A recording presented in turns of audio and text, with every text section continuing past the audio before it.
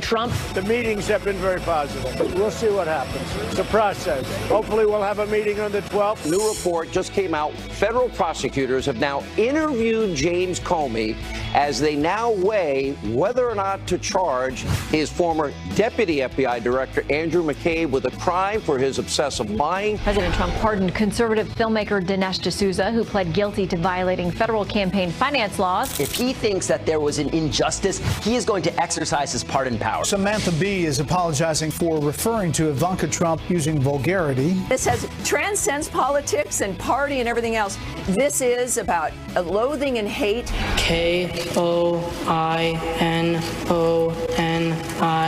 Koinonia. That is correct. 14-year-old Karthik Nimani crowned the Scripps National Spelling Bee champion.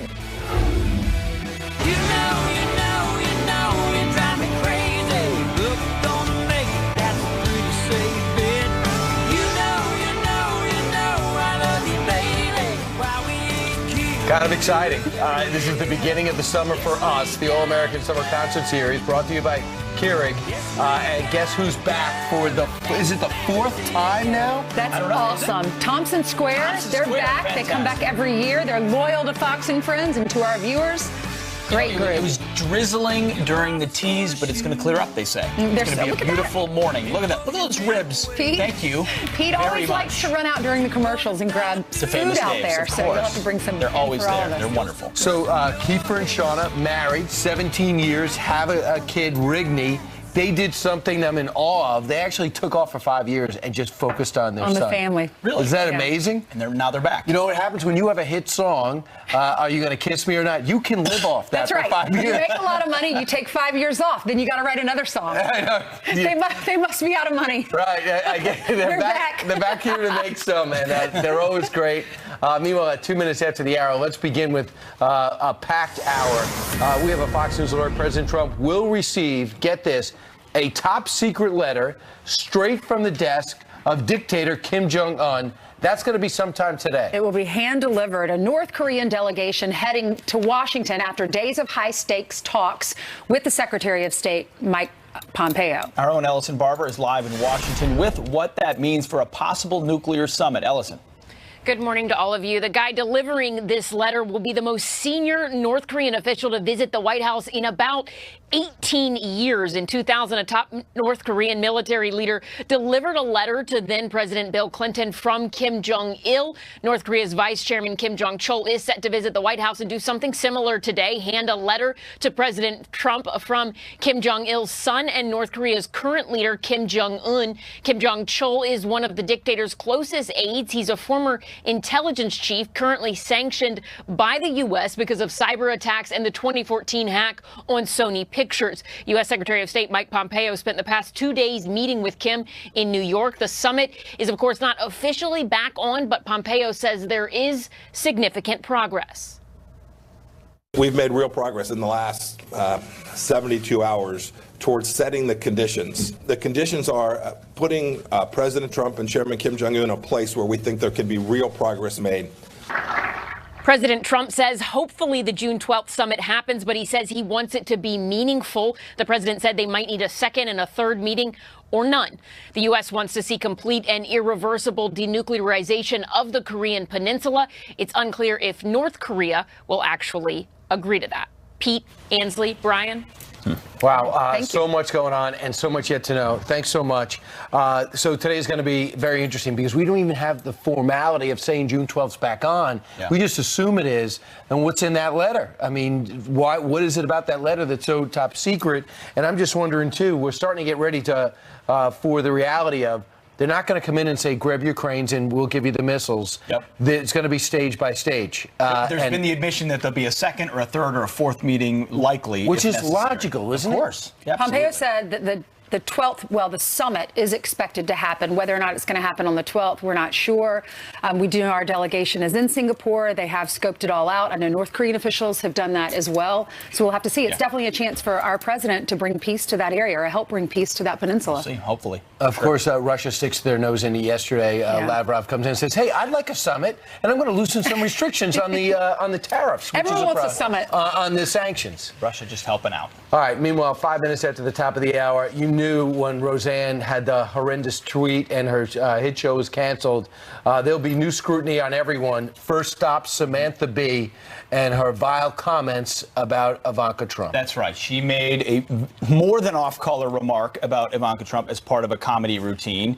Now she got a lot of scrutiny, pressure for it. She's now apologizing. This is what she tweeted yesterday, Samantha Bee. She said, "I would like to sincerely apologize to Ivanka Trump and to my viewers for using an expletive on my show to describe her last night. It was inappropriate and inexcusable. I crossed a line and I deeply regret it." So apology and regret. The interesting part is, well, how would TBS respond? Yeah, well, she works for TBS. She's a comedian. She has a successful show there, especially for the folks who don't like this administration because she attacks him. They responded to TBS saying, "Samantha Bee has taken the right action in apologizing for the vile and inappropriate language she used about Ivanka Trump last night. Those words should not have been aired. It was our mistake too, and we regret it." Yeah, but here's the thing. How do you hurt a talent? How do you kill a show? Sponsors. State Farm, we have asked TBS to suspend our advertising in the program. Auto Trader, thank you for those who reached out regarding our sponsorship of Full Frontal. The comments expressed by Samantha Bee were offensive, unacceptable, and do not reflect the views. As a result, we have suspended our sponsorship.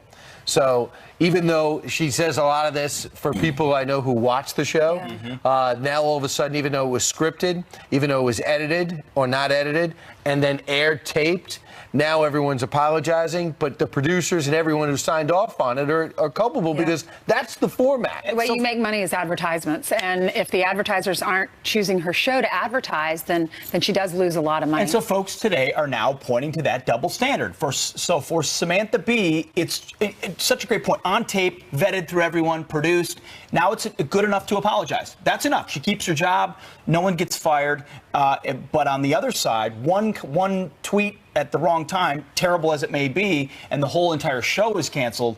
It makes me wonder whether if a comedian had said the same thing about, say, Hillary Clinton's daughter, if she had been president, whether or not a conservative comedian had done that, whether that would have, an apology would have been enough. The double is glaring. I think people are just so tired of the hatred on both sides. You know, I'm tired of the. She's a mother. You have to. The litmus test is what would you say about another mother? What would you say in front of your kids? You have to think of it that way.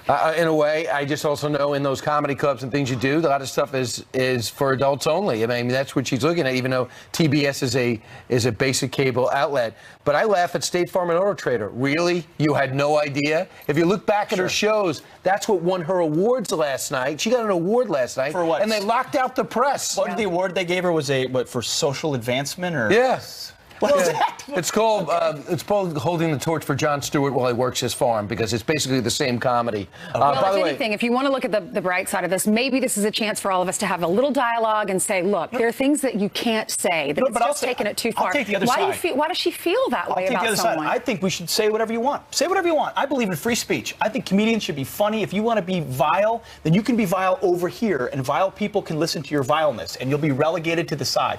I don't want to live in a world where there's a free speech police that says, that word's acceptable, you're acceptable, I'm not acceptable, because who chooses? Right. It's always the left-wing media choosing. Not acceptable. Not acceptable. I think we agree with that. Not acceptable. I don't accept that word. Who thinks that way about anyone? And some people on the left are even calling her out on this. Sally Fields. Right. When we're in trouble as a society, I always look to the Flying Nun. And again, I go there. By the way, she hated that show. She wouldn't even watch it back. Sister Patril, who flew around because nuns have to make progress. Let me read Sally Fields' tweet. Go, Brian. All right. I like Samantha Bee a lot, but she is flat out wrong to call Ivanka a C word. Are powerful, beautiful, nurturing, because the C word are powerful, beautiful, nurturing, honest. She's actually taking a shot. Doubling down. Yes, she's taking a shot at Ivanka Trump in that tweet. It's unbelievable. There's, what else do you have to say? All right. Well, there's another ad that caught something else. It's tough to quote somebody. What do you even say? Yeah. So there's a political ad that came out. This guy's running for Congress in Virginia. He's a Democrat. He ran an ad. Again, this got produced. This got approved, and he decided to compare President Trump to Bin Laden. Listen to this ad. Dan Helmer. I approve this message. I'm different. I'm not a politician. I'm a Rhodes Scholar who served in combat.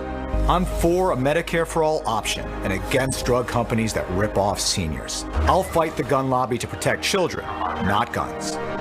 After 9/11, the greatest threat to our democracy lived in a cave. Today, he lives in the White House. No one, even the president, is above the law.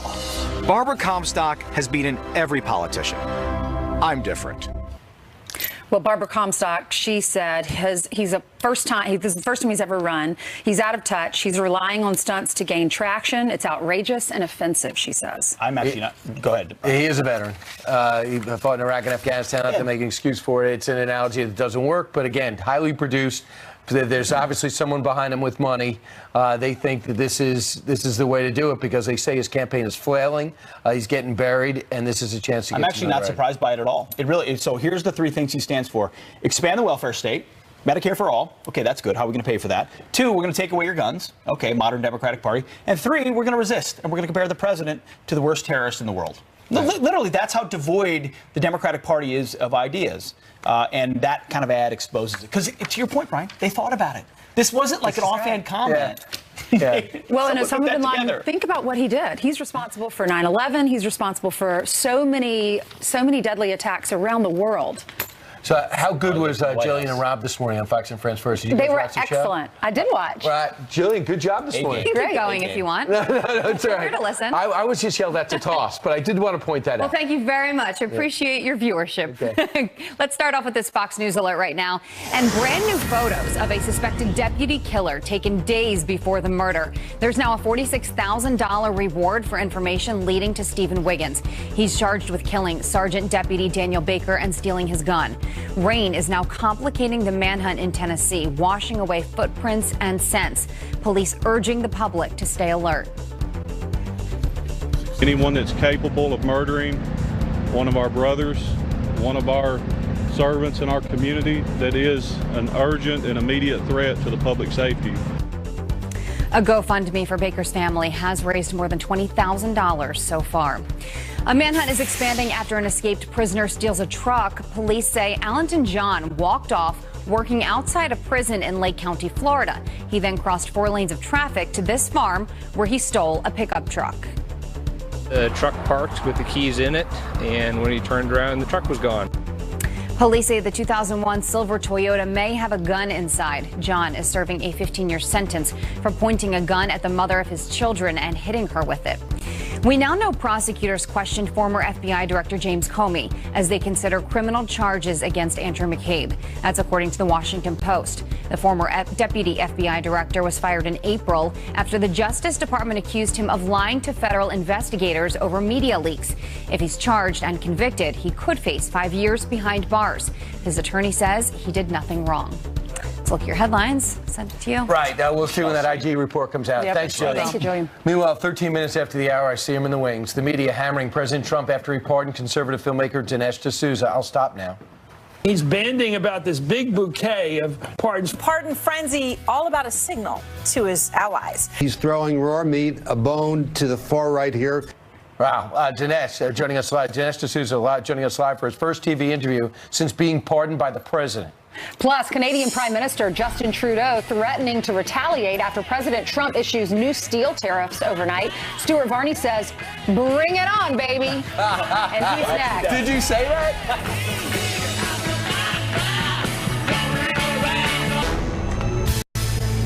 Canada, Mexico, and the EU threatening to retaliate after the U.S. imposing a new round of tariffs on steel and imports from those countries overnight. But President Trump standing his ground and summing up his reaction in just 2 words: fair trade. Here to weigh in is the host of Varney and Company and the Fox Business Network, Stuart Varney. Stuart, not only are we going at China, we're going at our friends. Is this the right move? Look, President Trump did not get the response that he wanted from our trading partners when he suggested we're going to get tariffs. He made that suggestion about a month ago. Didn't get what he wanted. He's taking a very hard line, and the result is a very tense standoff between Europe, Canada, Mexico, and to some degree, China. Now, that scares a lot of people. When you have the words trade war in the headlines, that's very worrying to investors and voters and everybody else. You don't want a trade war, so you sort of think, oh, what's going on here? But the fact is, the president is taking a very tough line. It's all part of these long-term negotiations, which are going to go on for a long time to come. Don't expect any kind of change or any kind of real peace and movement for some time to come. Now, there's one thing to add here. Overnight, China reduced tariffs on a whole variety of their imports going into China. It doesn't affect America that much. The Chinese are not giving that much. Wilbur Ross, Commerce Secretary, he's on his way to China this weekend. So you're going to get results out of that. China, U.S. The rest of it, a standoff, and that's in place. Is it smart to take on our friends as well as our enemies at the same time? Look, it's part of the negotiation. This is a global chessboard. There's lots. America, China, European Union, Canada, Mexico, they're all moving. The discussions are taking place between all of them. They're all going on at the same time. How does this affect the average American family? In the short run, if these tariffs are imposed and stay, then you will have rising prices, small rises in prices for some items. That's it. I think our economy can absorb it. Our economy is extremely strong at this point. We can absorb minor leagues price increases on some products. Does it preserve short jobs? Term. Does it preserve certain industries or jobs? Well, interesting point, Peter, because this morning, Peter Navarro, one of the top trade negotiators, he's got an op-ed piece in USA Today, and he's defending these tariffs. He's saying this is part of President Trump's plan to rebuild industrial America, and he gives several examples of how that's going. Barney and Company, 9 to noon, and FBN, more on this. I think the problem is, too, the Trump team is fighting with each other. They got to get on one page. But you always want to get the last word in on trade. You always do. All right. Good luck. To America and the people of Earth. Thank you very much, dude. Comedian Samantha Bee, apologizing for her vulgar remark about Ivanka Trump, but Mark Levin says it's not enough. More from the great one next. Plus, Mark will also weigh in on the president's pardon of filmmaker Dinesh D'Souza. And Dinesh joins us live for his first TV interview since getting that news. Welcome back. A couple of quick headlines for you. Missouri Governor Eric Greitens will officially leave office today. Greitens was facing impeachment after being charged with invasion of privacy, stemming from an affair he had before becoming governor. That charge was dismissed, but there's new questions over if he violated campaign finance laws. Lieutenant Governor Mike Parsons will be sworn in today. And former Obama Attorney General Eric Holder will speak at the annual Politics and Eggs event in New Hampshire today. Many presidential hopefuls have also attended the event in the past, but Holder says at this point he's only thinking about running in 2020. There are going to be a lot of them. Over 50, I think. Yep. From a new book out of the Obama administration to a crass remark about Ivanka Trump by Samantha Bee, it has been a very busy week. So what does the host of Life, Liberty, and Levin, Mark Levin, have to say about all of this? How about busy day? I sat down with him to talk about that. If somebody had said that about Chelsea Clinton, if somebody had said that about either of the Obama daughters, the nation in unison would be repulsed. Samantha Bee did apologize for her comment and using that word to describe Ivanka Trump. Your reaction? Yeah, and Roseanne Barr apologized too. She should be fired. She is a vile, disgusting person. It's not even a question of comedy. It's just a matter of what you say about the president's daughter. Who the hell talks this way? Seriously, she should be fired. Take her apology with her. Mark, let's move on to some pardons that are coming down this week. Dinesh D'Souza gets a pardon. Are you for that? What Dinesh D'Souza did not warrant 20 months, give or take, in a federal prison. That's not how those cases are normally handled. The radical left-wing Democrat who was U.S. attorney there in the Southern District of New York, Comey's buddy, Mueller's buddy, the buddy of that crowd, went after him. Went after Dinesh D'Souza. And the president looked at this, and the pardon power is in there for a president to intervene if he thinks he should. And he said, you know what? I'm not buying this. I don't like what was done to him, and I'm pardoning him. I'm not going to react to all the left-wing conspiracy kooks out there. They're going to be there no matter what happens. This is why I like this president. He does what he believes in, and he's doing the right thing. They deserved pardons, in my humble opinion, as part of the justice system, what was done to them. Sometimes injustices are actually done to conservatives and Republicans. And in this case, that's the case. It looks as though back again is Attorney General Jeff Sessions. Trey Gowdy said, if I'm Attorney General Jeff Sessions, I'd probably leave the job because I'm not going to be serving the president well. How do you feel about now, even though it's almost a year later, the Russia investigation goes on and Jeff Sessions still has that job? Where do you stand, Mark? Well, I've known Jeff Sessions for 30 years. We worked together at the Justice Department. He was U.S. Attorney. I was Chief of Staff, and I like him very, very much. I think he made a terrible mistake here. I agree. If he was going to recuse himself, he probably shouldn't have taken the job. Or if he did recuse himself, what he did, he probably should have stepped down. The president has a right to an attorney general of his choosing. But I would say to Trey Gowdy, maybe you ought to step down a little quicker, too. Your nonsense about this not being a spy, but an informant, and in criminal cases, we call them informants. It's not a criminal case. It's a counterintelligence case. Don't you know the difference? You're a former federal prosecutor. They don't want to call him a spy, and now they're telling us, you know, the Trump campaign was never investigated. Let me suggest that Mr. Gowdy and Mr. Rubio and some of the others go back and listen to the testimony of Mr. Comey himself in March of 2017, in which he said in front of the House Intelligence Committee that, among other things, the Trump campaign is under investigation. What's wrong with these guys? They're handed information about a spy. They should be concerned about these police state tactics, but they never are. Instead, they want to vote to protect Mueller. How about you vote to protect the Constitution? You want to investigate Russia's influence in our elections?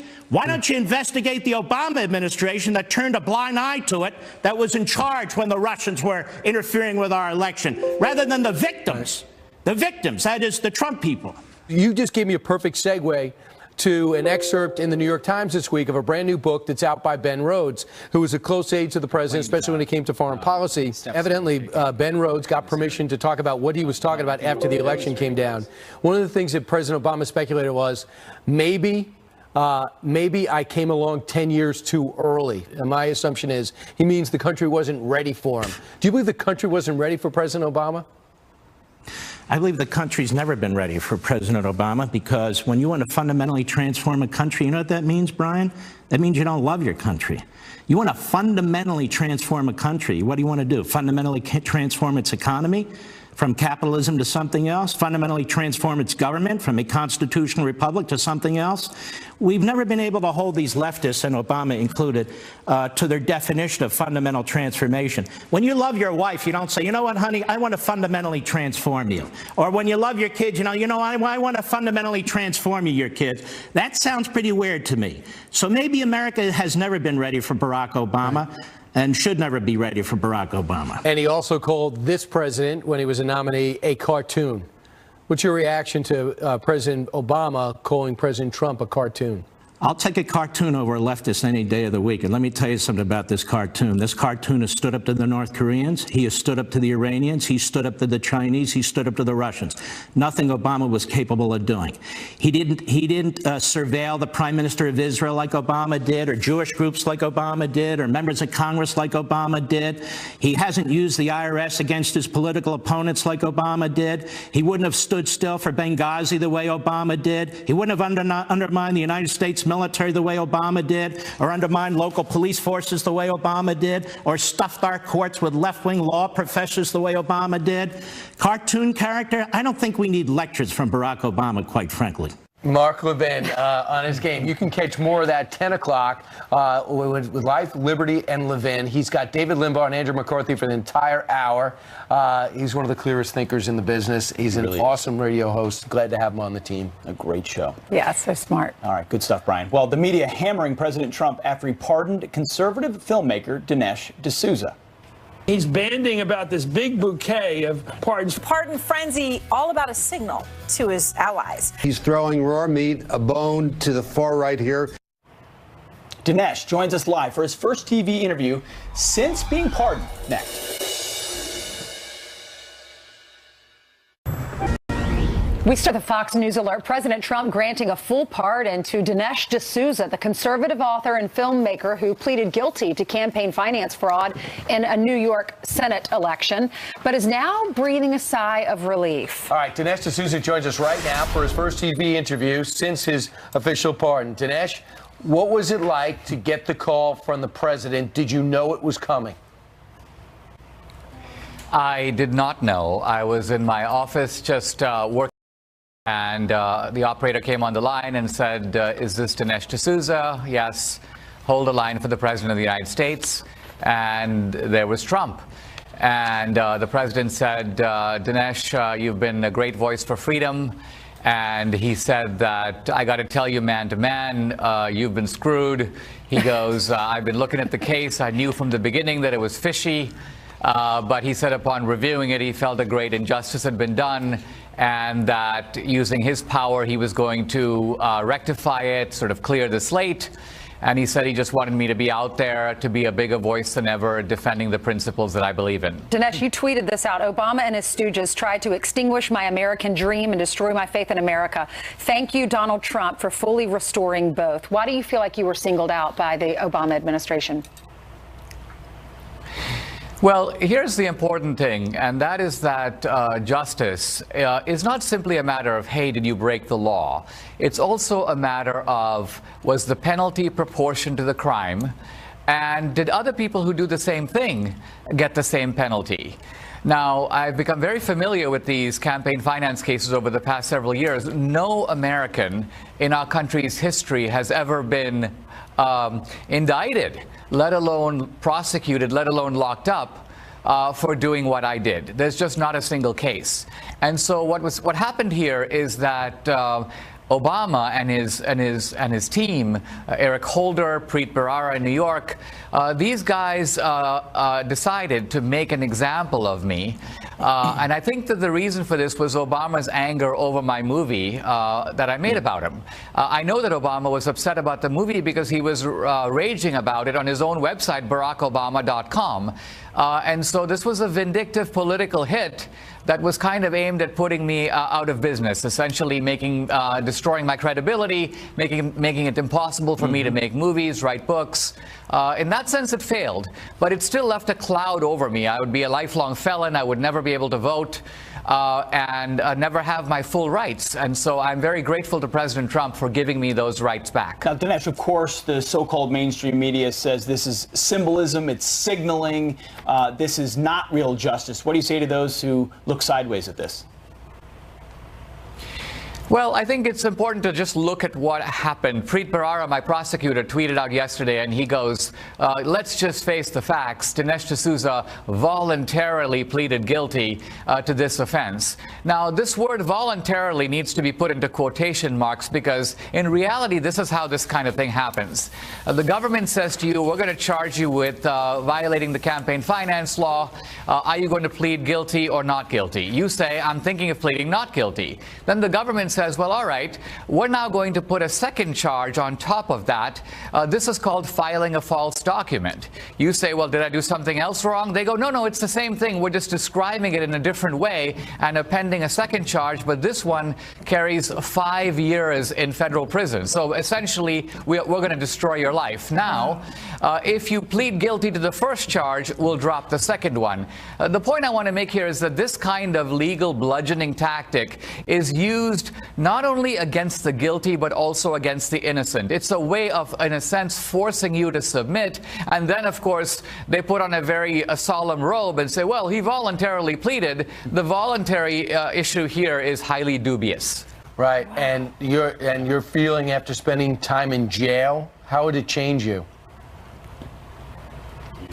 Well, I was put in a halfway house in San Diego for 8 months, sleeping overnight in a dormitory with actually 120 hardened felons. It's not my normal crowd. It was an eye-opening experience. I came out of it fine. In some ways, I think temperamentally, emotionally, I'm even stronger than I was before. And I've learned a lot. So I don't, in that sense, regret my experience. But I do feel that as an immigrant, just the simple haunting sound of United States of America versus Dinesh D'Souza, an army of FBI agents going after you. And now a congressional committee has a copy of my FBI file, a file that the FBI had been refusing to release to Congress for a long time. And now we kind of know why, because when you look in the file, you see that I'm red flagged as a prominent conservative critic of the Obama administration. Now, why is that in my file? Well, it's in my file because the FBI is signaling to the whole Justice Department, hey, here's a guy you might want to go after. Here's a guy who's one of your political enemies. And so this is the kind of way the signaling works. The signaling is within the government targeting me for selective prosecution. Wow. All of that for giving Wendy Long, this New York politician, $20,000. Thank you, Dinesh. Appreciate your time. Congratulations. Yeah. All right, let's hand it over to Jillian, who has some more headlines for us. Hey, Jillian. That's right. Good morning to you. Good Friday morning. Let's get you caught up on some of your stories that we're following, starting with this. A teenager shoots and kills his uncle, who showed up at his home with a hatchet. The 16-year-old grabbing a rifle when Jerry Lee Robinson tried breaking into the house in Mississippi. His mother says her son was home alone and acted in self-defense. Tried to hurt my son, and my son, he did what he was supposed to. He defended himself. It could have been the other way around. It could have been my son. I'm the one picking up and having to bury. Robinson had a history of threatening the family. No charges have been filed. Kim Kardashian West is speaking out about her meeting with President Trump on prison reform in an exclusive interview with Mike.com. He really spent the time to listen to our case that we were making for Alice. He really understood, and I am very hopeful that this will, turn out really positively. The reality star asked the president to pardon Alice Johnson, a 62-year-old great-grandmom serving a life sentence for a first-time drug offense. Can you spell koinonia? I can barely say it, but this whiz kid can certainly spell it. Watch.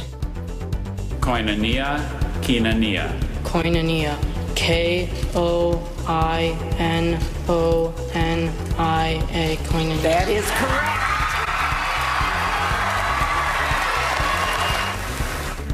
This never gets old. That's 14-year-old Karthik Namani, crowned the Scripps National Spelling Bee champion. The definition of koinonia, the Christian fellowship or body of believers.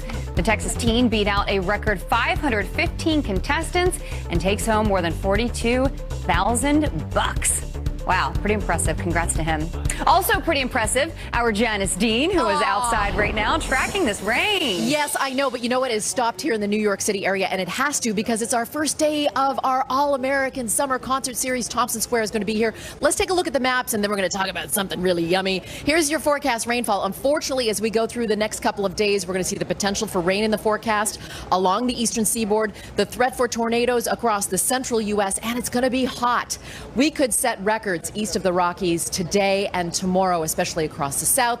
There are your highs, your forecast highs for Saturday. Today, by the way, is the first official day of hurricane season. All right, did you guys know that today is National Donut Day? Woohoo! And we are celebrating with Tim Hortons Donuts. Tim Hortons, by the way, started off in Canada, Ontario. Tim Hortons was a hockey player, an NHL hockey player, and Tim Hortons has come across the border to give us some National Donut Day. And if you go into participating donut locations, Tim Hortons, you ask them for their 24-karat gold Timbit, and you could win a whole year's worth of free donuts at Tim Hortons. Yay! Pretty to eat, Janice. Janice. They're too pretty to eat. Look at them. Eat the gold. Yes, you apparently can eat the gold. I'm going to try this out right now. I've never. Is it chocolate inside? No, it's just a regular donut, but it's got gold on the outside. Real 24-karat gold. Really good. Thanks, Canada. We owe you one. Now we're going to put a tariff on this and send it back. Hockey, beer, and Tim Hortons. That's what we're all about. All right, Janice. All right. Thank you. See you later on for sure. Now, a tough turn here. Fox News alert. An urgent manhunt growing by the hour for the man who murdered a sheriff's deputy, the 28th officer killed this year alone.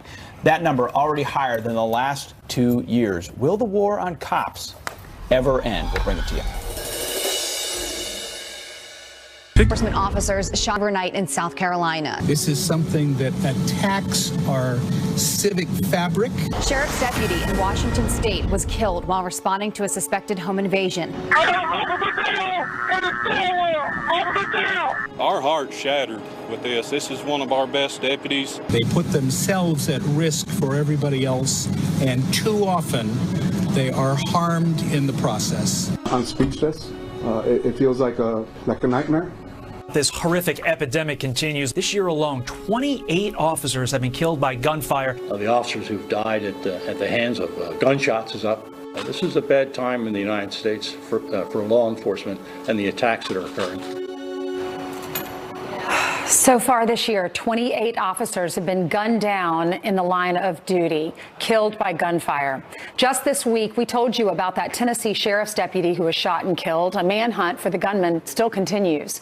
Here with his reaction is former Nashville, Tennessee police officer Vincent Hill. Vincent, thanks for being with us. Hey, good morning, Ainsley. Good morning. So, major problem here, obviously. I mean, we're already up to 28 of those officers killed by gunfire this year. We're not even halfway through the year. Last year, the total number was 35. What's the problem and what needs to be done? Well, I think it's a sign of the times, and I think it's a sign of what's fashionable in the mainstream media, right? Everyone has this hatred for police, and everyone points that finger to President Trump. But I think there's a deeper issue that we're dealing with here. I mean, we're already at 28 officers. It seems like this is occurring every day. And the thing that upsets me the most, there's no protest, there's no kneeling. Who's kneeling for these officers? Who's protesting for these officers that are going out and doing the most dangerous job in the world? And just like that, their lives can be taken. I know. Why is that? Why is the story being ignored? You know, Ainsley, I think about that every day, and I talk about these cases on my podcast, Beyond the Badge. You know, how the mainstream media plays a big role into making the police look like the enemy and making police, oh, if they die, it doesn't matter because, oh, that's what they're supposed to do. But no, police are supposed to go home to their families every night, just like every other citizen in this country. That's what it's all about. What do you think as a police officer? What do you think about when you see the images of the marches and the protests and you see those church members standing on the steps against our police force saying, don't even call 911 if you have an emergency? Well, I think it's just ludicrous, to say the least. I mean, at the end of the day, police are the people that will run into a building, a falling building, to save someone. But yet, because of the mainstream media and what's fashionable, what's going on in social media, police are hated, they're disrespected. But again, these are people that will run into a building, run into a fire, put their lives on the line for a citizen, and they get no respect. Yeah, I know, for a very small paycheck. God bless them all. Thank you so much, Vincent, for being with us. Have a great weekend. All right, have you heard you're welcome. Have you heard what former President Obama said about President Trump? He called him a cartoon. Former Press Secretary Sean Spicer's here to react to that, coming up in the next hour. Plus, Brian hosted a very special event honoring our veterans, including one who went from a battlefield hero to a hero here at home. The warriors in this room, you guys are the reasons I've woke up every single morning for the last 7 years while I've worked at Wounded Warrior Project. That veteran, Army Specialist Andrew Coughlin, and the CEO of Wounded Warriors, they're going to join us live next. Before discussing.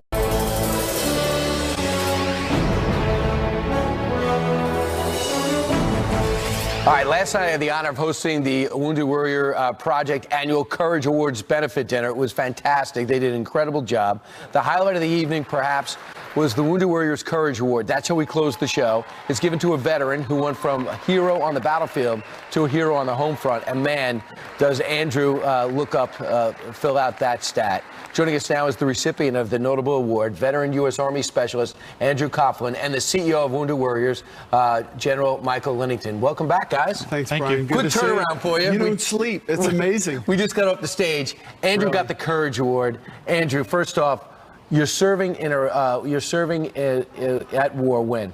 I was in Iraq in 2003 and 2004. And what were you doing? I was an infantryman with 10th Mountain Division. How much action did you see? You know, we had our fair amount of firefights, mortar attacks, IEDs. You know, on a regular basis. I was there for a year. General, what do you know about his service? His service is not unusual for the very difficult period in Iraq in 2003-4. The insurgency was alive and active. 10th Mountain Division got thrown in the middle of it in Iskandariyah, and Andrew and his unit bore a big part of that You walked out for the people you saved and for the action and the way you served. You got a commendation medal, but you weren't done with that. Afterwards, you came back home, helping out at Wounded Warrior Project, and you also, one thing, you not only did you donate bone marrow as a teen, you also donated a kidney to somebody you served alongside with in Iraq. Yeah, so about 2 years ago, one of the guys I served with in Iraq needed a kidney, and I mean, there was no second thoughts. I mean, I don't want to go through life asking what if, so I just called, and I was a match. And he's helping every time. Tell me about the Wounded Warrior Project and what you guys are doing, General, every day. We've been in business since 2003, Brian, and really meeting the needs of our injured service members and their families. And families are important in the recovery, as Andrew's family was in his recovery. Being there for them, providing the services they need to help get back on their feet, get jobs, reach their full potential.